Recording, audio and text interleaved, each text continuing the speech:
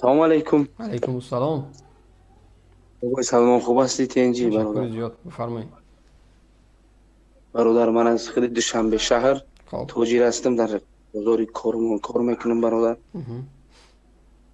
برادر جان، منم یک چیز نفهمیدم برادر. خب. چرا که همین جوانو رو ایره میگردونی برادر؟ مقصد تاجیک با تاجیک جنگ میدوزی. همون توچکای بزرگ کرونا چند سم خریدی؟ فقط راست شو بگو. فقط 18,000 ایمانن دلار. هم چون یک شهروند راست شو بگو چند سم خریدی؟ 18,000 دلار خریدم برادر.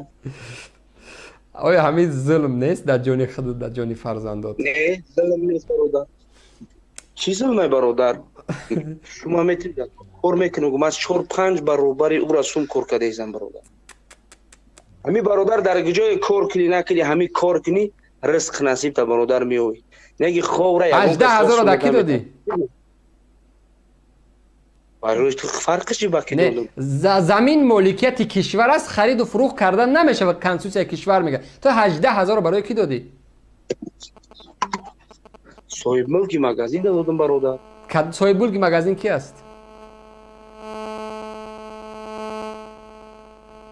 رستم. رستم امامعلی؟ بله. رستم امامعلی ای کی او رئیس شهر از اون خیلی بزرگ کرونا چی دخل داره؟ نه برادر، رستم ایمانی رستم خورشید برادر، من کی خطا کردم رستم ببخش. خورشید در اون بازار چیکار میکنه؟ او او پلا گیجا میبره او. حالا برادر وقتی که من مثال او را خرید مگازین گرفتم کار کردم پول خای او پرابلم اخچه پول جو میبره نمیبره، من کار کرده ایستم و جای کار چند نموده سوم نلاگ برادر. میتی؟ در همین بیماری که اومد تمام کشورهای دنیا دا یا دقیقه تمام کشورهای دنیا دا انداز سبک کردیم که از انداز آزاد کردیم که کمک پولی. شخصا در کشوری که من زندگی میکنم آزاد بود. آزاد گفت میخوای در مغازه بسته که ما برای تو چقدر مبلغی که در سودا میکنیم ما برات میتم. آیا همین چیزا رو گرفتین؟ مدت گوش که برادر 10,008 زده است برادر، نشیده است از خیر. در روز حالت دشمن پاندمی یا در حالت بیماری یگان کمک از دولت گرفتیم بازارتون بسته بود.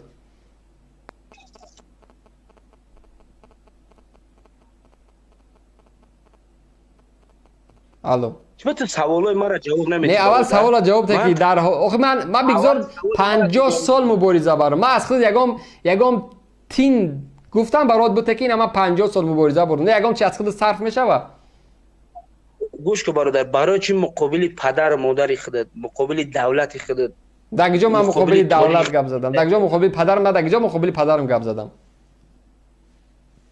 پدر مادرت برادر جان خوب زندگی دارن، خب از یگان کجا کس میدونی خوب غمشون زندگی نمیتیه داره؟ خوب زندگی کرد. پدرم 100 خودت دلار رفته معاش میگیره، 100 دلار در زندگی میرسه. نفهمیدم. پدرم 100 دلار معاش میگیره در زندگی تاجیکستان 100 دلار میرسه. کنش نمیرسه. برای چه خود 18,000 دلار در برای چه تاجیکستان 100 کنش دلارش نمیرسه. میدادی زندگیش میرسید از کو؟ 100% میرسه. می برادر در جای مهنت کنی، کار کنی، حلال کار کنی برادر، زندگی 100% میگرفت. گشنه نمیمونی. همین خف فهمیدی؟ بله. یعنی موضوع تو همین قای که خودت برای همون 18,000 20,000 100,000 در اون بازارا بتین همین ظلم بالا اختار روا ببینین. 4 تا بی‌طرف و بی‌شرف و الکش و احمق بیا هر روز بازارای شما را بسوزونه. شما باز هم زحمت‌های زمستان تابستان بهار تابستان پل کار بگین برین در 4 بی‌شرف دیگه بتین. نکیم شرم نکنین. این های منبر برین شما با مقابل دولت گپ میزنین. بله گپ میزنین. با مقابل دولت گپ نمیزنین. اول اینکه 18,000 دلار کار کرده تونسته گرفته داده دولت از حکومت فرق کرده نمیتونی.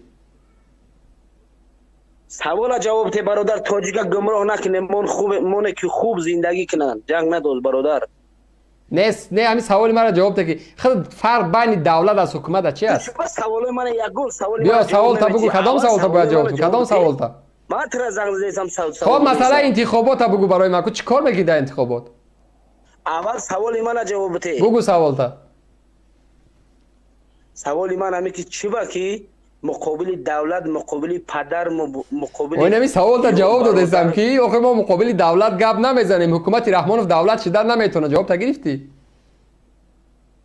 خیلی مقابلی پدر و مادر دایی ما در کجا مقابلی برادر. پدر ما برده مجبور کرده ویدیو کرده از گپ زده شما شرم نمیداریم به همین کارتون ما برای سوال میتین ای بد نمیدونی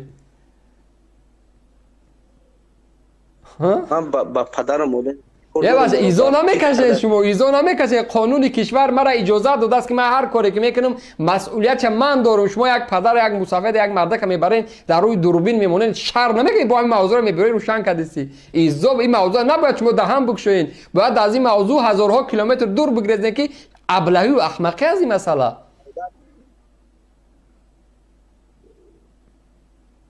نفهمیدم برادر. اوخی در این موضوع نباید تو گپ زنی که اوخی یک نفر روی دوربین از روی فرزندش 18 بالا است قانون هیچ گاه قانون قانون فرزند دشمنی دست کنیش نه دشمنی نه که بخوای پدر تنج آباد زندگی کنه مادر دشمنش به دولت خود دیگه خیلی من خورتم من نمیدونم چگونه بحث کنم خیلی دشمنه من چه دشمنی کیم دشمنی اول دشمنی پدر و مادر دشمنی خب بگذار من هرچی باشم او را پروردگار میدونه خود در بازار سودا میکنی همون بازار استراخافکا داره بله چند سوم استراخافکا داره بازار سوخت یگان کس دادن بازار کاروان چند بار سوخت البته دادن ما را دادن اگر که از همین منبر میگم اگر روتاسیون نکنی هرچی میگی بگو اگر همین دولت یک سوم اگر برای این همین کسایی که بازاراشون سوخت گرفته باشه که من همین منبر را تر نکردم هرچی دروغ میگین بازاراتون مخصوص میسوزونن در 4 سال در 3 سال یک بار مخصوص میسوزونن مخصوص 18-20 هزار دلاری از هر یک تاجر میگیرن شما دهن تنگیز میگه که من 18,000 دلار دادم شرم نمیداری شرم نمیدارم برادر به خدا قسم 2,500 دلار یاردم کرده 2,500 دلار تا 18,000 دلار توچکر خریده 100,000 دلار مردم سوخت رفت 2,500 دلار خیلی بعد توچکر که در دار بازار که در بس استراخافکا گیجا شد استراخافکا گیجا شد منظور از استراخافکا چی است منظور از استراخافکا چی است همین تاریخ شما دشمنو لا نمیتونی الله وش میزنه میگه دولت الله وش ده همین فهمیش داری آخه بچه جان خدا عقل ده خدا من میگم خدا عقلت بده که کم ترک فهمیشت خوب شد من گجا بازار کارمان گجا دیوانه چی تو آره میتونی شما دولت استیو میکنن می الله وش میزنه برید همین چند سوم هم استراخافکا در هر ماه چند سوم اسپوری 500 تومان 500 تومان بله با همین 500 تومان میسپوری یعنی چی با عهده گرفته از وقتی 500 اما وقتی که تو هم کانترکت را پر میکنی وقتی که کانترکت را پر میکنی همونجا نویستگی است که خب تو مثال گپ کدام مال و احشای تو زیر نظارت کنترل است وقتی که مثال هم یک در کشوری که واسه ماشین در یک فترک میگیری یک همین استراخافکا میکنی وقتی که میری میزنی یک ماشین دیگر را تمامی ساختی ماشین تا ماشینی که میزنی همه را استراخافکا با کلا میگیره سرمایه گذاری میکنه آیا شما را میکنه ای خدا بترس همون ای خدا بترس بسش که ای خدا بترس دشمنی نه که با دولت خود جیبر همه را بگو چند بچه‌های کرونا سلفی گفته زندان کردن تنجی آبادی همه چند بچه‌های کرونا ریشاشون ترش مرا بگو همین مردک بری بگو هم می‌خوایم حادثه هاشتگ که نه کدام حادثه در همین بازار کروان تا 2010 12 هر یک بچه‌های سلفی بودن ریشاشون موندگی ماشاءالله بهترین بچه‌ها بودن ولی هم هستن او سلفی را جوش ترمای جو سلفی ترمای کنیش نه خیر ادرس بگو در کدام توچکای کروان کار میکنم هم سلفی را بگم برام وقتی صحبت کنم کجایی دروازه پنجم در کار میکنم برادر بیا خودت بخیر بیا خودت دروازه پنجم نام فهمیت همیتونی گفته شریف مقیم جان بخیر بیا به همونجا را خودت بخیر بیا یا بچه خب شریف مقیم دروازه پنجم دکانی چند نام داره دکان 46 دکانی 46 خب 46 مقیم جان شریف من حتما این مسئله را پیگیری میکنم ولی حتما نفر روان میکنم اما دکان 46 هم میبینه که زن است یا که مرد اونجا سودا میکنه خب